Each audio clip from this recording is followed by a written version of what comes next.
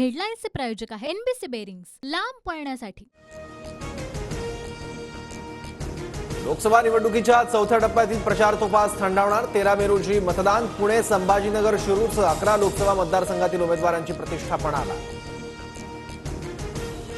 पुण्यात पैशांचे ट्रक आलेत। फडणवीस आज वाटप करतील। मवियाचे उमेदवार रवींद्र दंगेकरांचा देवेंद्र फडणवीसांवर आरोप।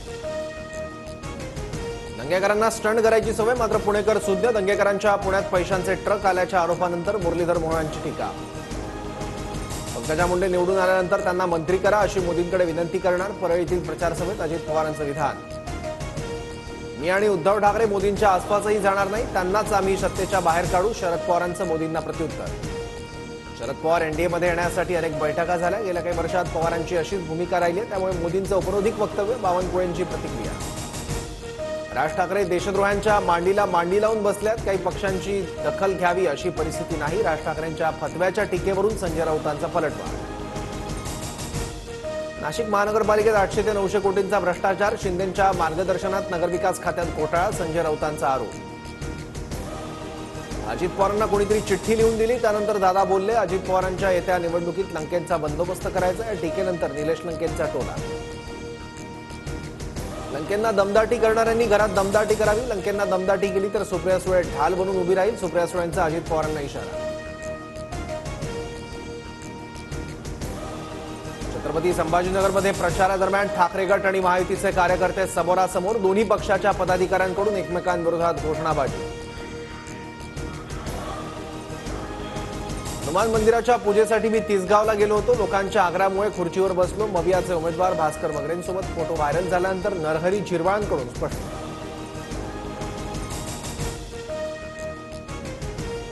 पीडीसीसी बँकेच्या मॅनेजरचं निलंबन। बारामतीच्या मतदानाच्या एक दिवस आधी बँक सुरू ठेवल्यानं निवडणूक आयोगाची कारवाई। सीसीटीव्ही फुटेज तपासल्यावर बँकेत 40 ते 50 कर्मचारी आढळले। भाजपप्रमाणे अजित पवारांनी बँकेतून पैसे वाटले असतील। पीडीसीसी बँकेच्या मॅनेजरवरील कारवाईवरून पटोलेंची प्रतिक्रिया। शिंदेंनी परवानगी दिल्यास राजापूर विधानसभेची निवडणूक लढवणार। किरण सावंत राजापूर विधानसभा निवडणूक लढवण्यास इच्छुक।